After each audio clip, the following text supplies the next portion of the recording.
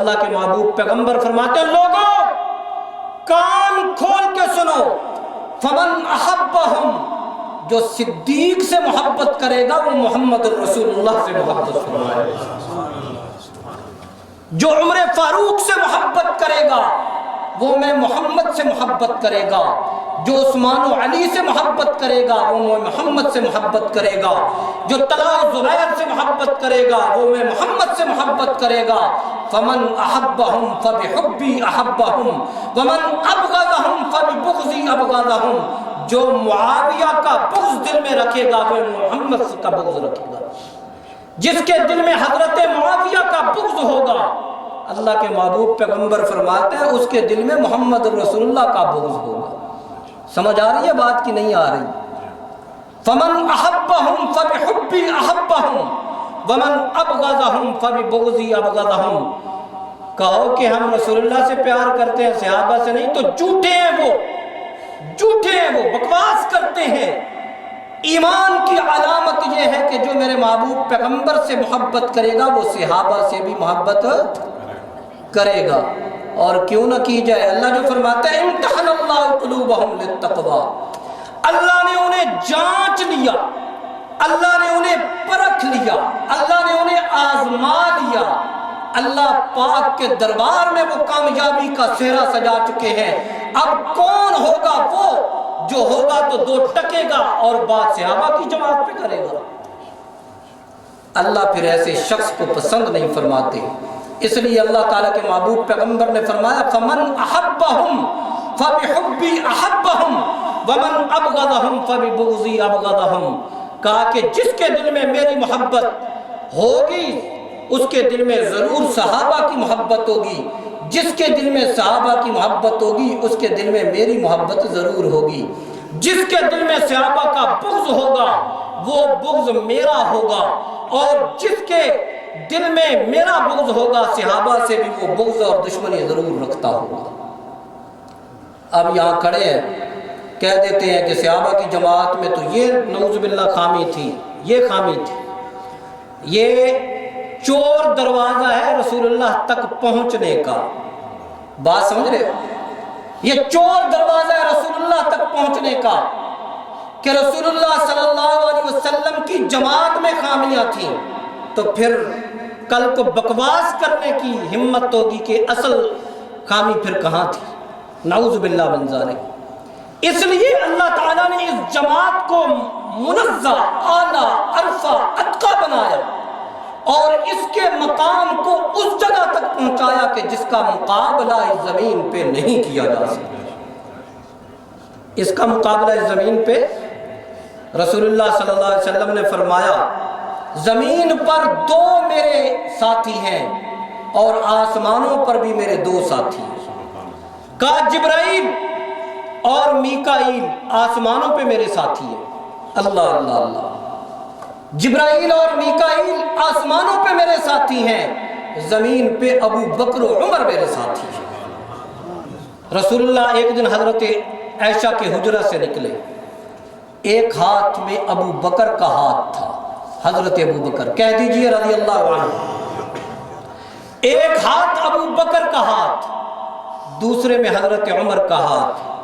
یوں باہر نکلے صحابہ کے سامنے آئے، کہا لوگوں دیکھو جیسے میں حجرے سے نکل کے ایک کو دائیں ایک کو بائیں لے کے آ رہا ہوں، جنت میں بھی ہم ایسے ہی دونوں ساتھ ہوں گے۔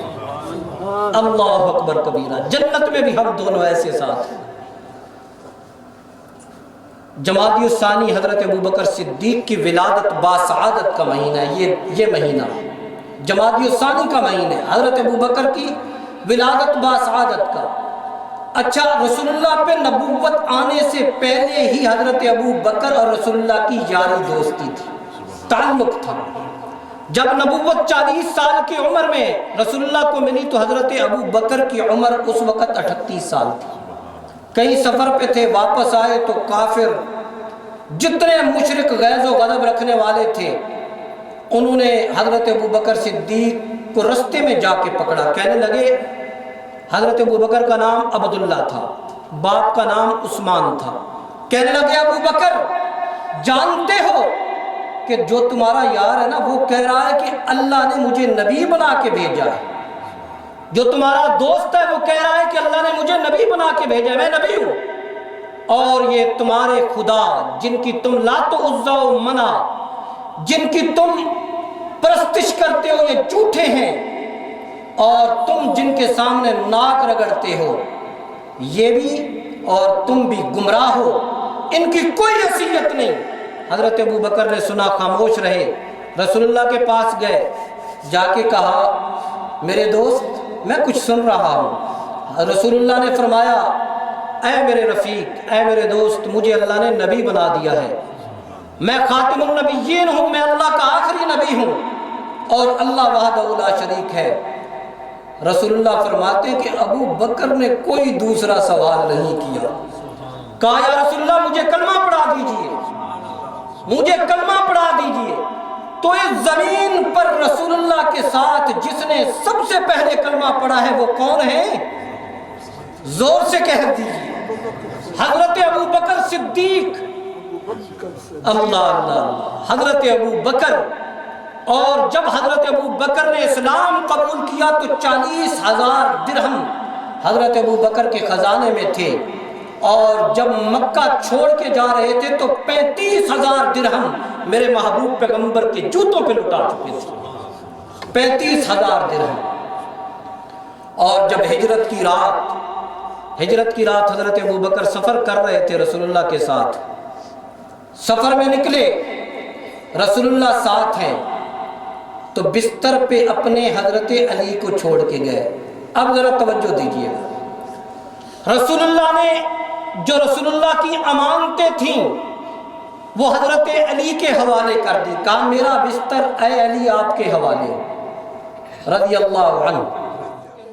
رسول اللہ جاتے ہیں حضرت ابو بکر صدیق کے پاس اور فرماتے ابو بکر آپ اور میں نے ہجرت کا سفر اکٹھے کرنا ہے۔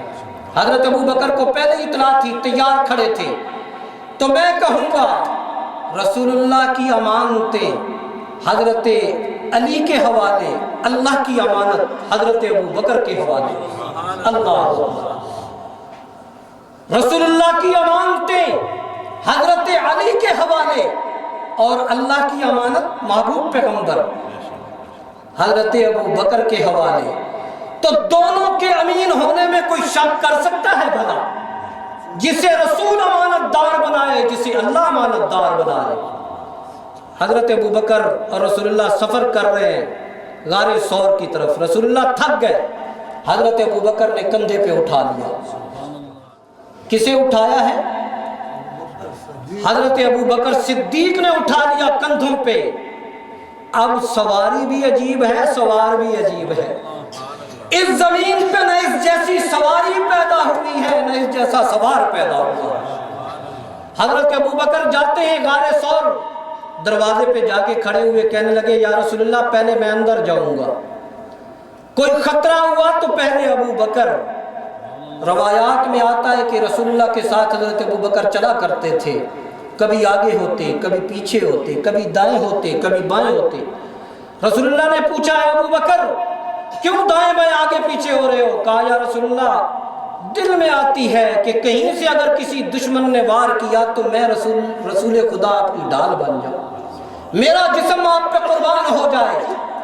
صاف ہو گئی غار، تو کہا میرے آقا تشریف لائیے غار میں۔ رسول اللہ بھی غار میں، ابو بکر بھی غار میں۔ دو سوراخ اپنی تہبند کو کاٹ کے سب سوراخوں میں دیا، غار صاف کی، ابو بکر اندر ہیں، بیٹھ گئے۔ رسول اللہ تھکے ہوئے تھے، اب حضرت ابو بکر کے زانوں پر رسول اللہ صلی اللہ علیہ وسلم اپنا سر رکھ کر سو رہے۔ رسول اللہ حضرت ابو بکر کی گود میں سر رکھ کر سو رہے۔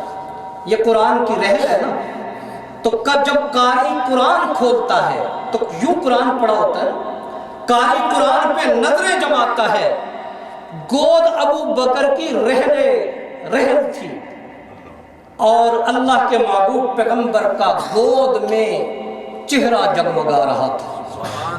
نظریں ٹک ٹکا کے حضرت ابو بکر رسول اللہ کے چہرے کو دیکھ رہے تھے، تو سانپ सांप से कब ये रफाकत बर्दाश्त होती थी। अब इस पे भी मेरे इन जुमलों पे गौर कीजिएगा। सांप से कब ये रफाकत बर्दाश्त होती थी कि सिद्दीक और रसूल साथ साथ हो, कब ये बर्दाश्त होती थी। दो सुराख बचे, हजरत अबू बकर ने एड़ियां रख दी दोनों सुराखों पे। अब सांप आया गैज़ो गजब से अपना सर घुमाते हुए रसूलुल्लाह तक, अबू बकर हो और कोई मूजी रसूलुल्लाह तक पहुंचे। आहा, कैसे मुमकिन कि वहां मौजूद अबू बकर हो और कोई मूजी रसूलुल्लाह तक पहुंचे, नहीं हो सकता। मूजी आया, हजरत अबू बकर के एड़ी पर डस लिया। हजरत अबू बकर को तकलीफ पहुंची, आंसू गिरे। तो आंसू गिरते रसूलुल्लाह के चेहरे पर, आंसू अबू बकर के हैं, चेहरा रसूलुल्लाह का है।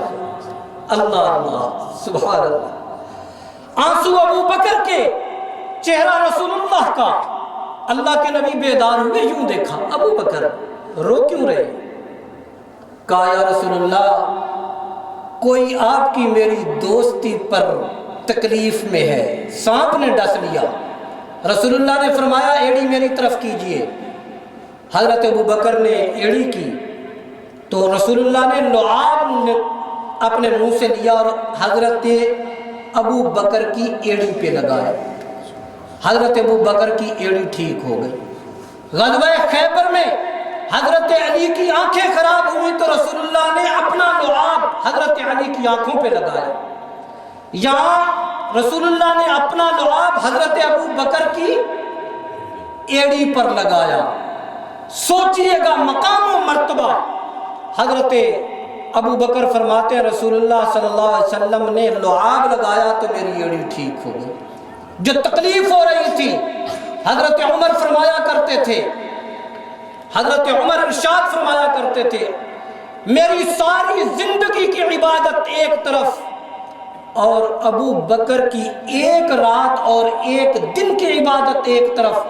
अगर मेरी सारी जिंदगी की इबादतें अबू बकर ले लें, सिर्फ एक रात की अपनी इबादत दे दें, जो गारे सौर में रसूलुल्लाह की रफाकत थी, उस रफाकत का अजर मुझे दे दें, तो हजरत उमर फरमाते हैं कि वो ज्यादा भारी है।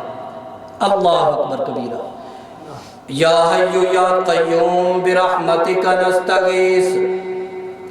अल्लाह ताला ने हजरत अबू बकर सिद्दीक के इस सफर को, इस ताल्लुक को कुरान मजीद में बयान फरमाया। इरशाद होता है इल्ला तंसुरूहु फक़द नसरहुल्लाह इज़ अख़रजहुल्लज़ीना कफ़रू सानियस्नैन इज़ हुमा फिल गार।